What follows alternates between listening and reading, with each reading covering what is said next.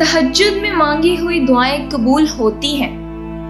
حالانکہ یہ نماز فرض نہیں، لیکن پھر بھی اتنی طاقتور نماز ہے،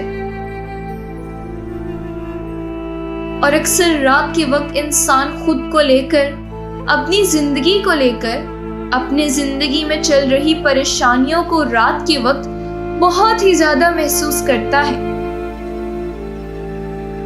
جب رات ہوتی ہے تو انسان خود کو بے بس، تنہا اور ٹوٹا ہوا پاتا ہے۔ اس وقت انسان اپنے درد نکالنا چاہتا ہے، رونا چاہتا ہے،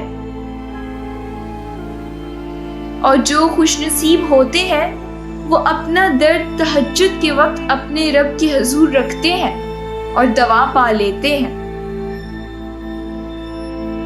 اور کچھ انسان کوئی سیڈ سانگ سن کر بستر پر لیٹے لیٹے رو رو کر اپنا درد نکال لیتے ہیں، اور کبھی بھی اس درد کی دوا نہیں پاتے۔ تہجد کے وقت اللہ تعالیٰ فرماتا ہے کوئی مجھ سے مانگنے والا جو مجھ سے مانگے اور میں اس کو عطا کر دوں؟ یہ وہ وقت ہوتا ہے جب خالی جھولیاں بھر دی جاتی ہیں۔ تو اگر آپ بھی یہی چاہتے ہیں کہ آپ کی جھولی بھر دی جائے تو تہجد کی نماز شروع کرو، اور اللہ سے جو بھی مانگنا ہے کھل کر مانگو، وہ ضرور عطا کرے گا۔ پتہ ہے ہم سوچتے ہیں کہ نماز تہجد صرف ایک عبادت ہے، اسی لیے ہم نماز کے ساتھ خود کو جوڑ نہیں پاتے۔ نماز صرف سجدہ کرنا یا سورتیں پڑھنا نہیں ہے۔ نماز ہر اس معنی سے بڑی ہے جو ہمیں بچپن سے سکھایا گیا ہے۔ نماز ایک کمزور انسان کی اپنے طاقتور رب کے سامنے کی گئی فریاد ہے۔ نماز دعاؤں کی قبولیت کے لیے ایک بے بس انسان کے اللہ کو لگائی گئی آواز ہے۔ نماز ایک گنہگار کی اپنے رحمان رب سے معافی کی درخواست ہے۔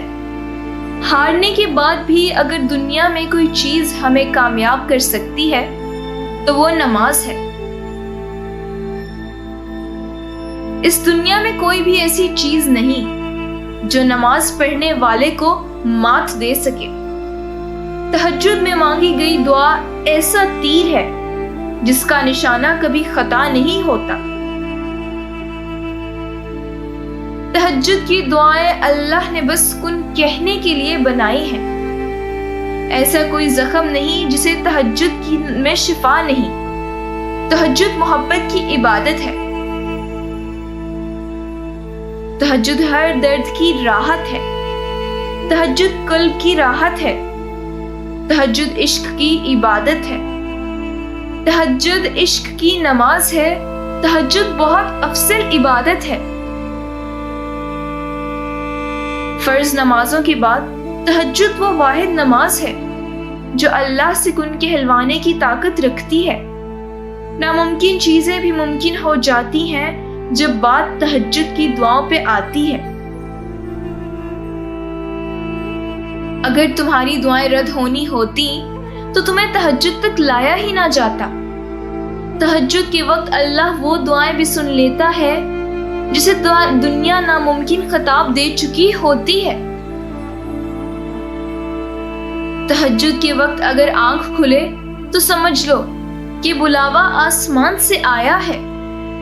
تہجد میں آنکھ سے گرنے والے آنسو اکثر دعاؤں کی قبولیت کا وسیلہ بن جاتے ہیں۔ تہجد کی دعاؤں پر کن کی رحمت ہوتی ہے۔ تم تہجد تک خود نہیں جاتے بلکہ تہجد کو تم تک لایا جاتا ہے۔ تم سجدوں کو نہیں چنتے بلکہ تمہیں سجدوں کے لیے چنا جاتا ہے۔ تہجد تو عشق کی نماز ہے۔ وقت تہجد آسمان کی جانب دیکھو تو محسوس ہوتا ہے جیسے ساری کائنات صبر کے رنگوں سے سجائی گئی ہے۔ تہجد کی دعائیں جب نصیب کے روبرو آ کر کھڑی ہو جاتی ہیں تب کچھ بھی ناممکن نہیں رہتا۔ تہجد کا خاموش سجدہ اور زار زار بہتے ہوئے آنسو اللہ کبھی ضائع نہیں کرتا، اسی لیے کبھی بھی اللہ سے نا امید نہ ہونا۔ تہجد کی دعا تو معجزے کا نام ہے۔ جب تمہیں لگے کہ زندگی کسی اندھیری غار میں کھو گئی ہے تو وہاں روشنی کی پہلی کرن دعا ہے۔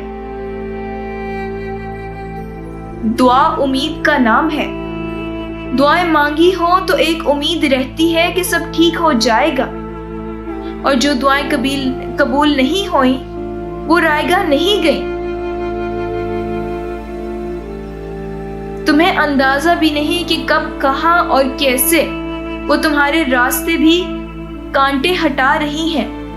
تم یقین کے ساتھ مانگو، وہ ہر پکارنے والے کی پکار سنتا ہے۔ اللہ کو تمہاری عبادتوں کی ضرورت نہیں ہے، اس کی عبادت کے لیے سارا جہان ہے۔ وہ تو بس تم سے محبت چاہتا ہے۔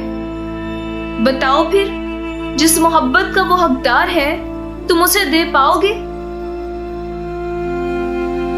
آزمائش تو مختصر سی ہی ہوتی ہے، پھر وہ ہر چیز دگنی کر کے واپس کر دیتا ہے، مگر تم یہ بات سمجھنے میں دیر لگا دیتے ہو، تبھی تو تم اکثر بے سکون رہتے ہو۔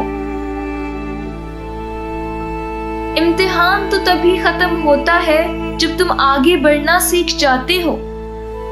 جن کی سوچوں پر اللہ تعالیٰ کی ذات حاوی ہوتی ہے انہیں کبھی نمایاں ہونے کا شوق نہیں رہتا۔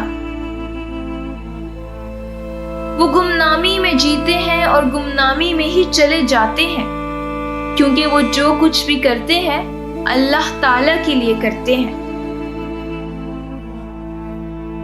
لوگوں کے ساتھ نیکی کرتے رہو، اسی انتظار میں نہیں کہ وہ تمہاری نیکی لوٹائیں گے، بس اس یقین کے ساتھ کہ اللہ رب العزت نیکی کرنے والے کو پسند کرتا ہے۔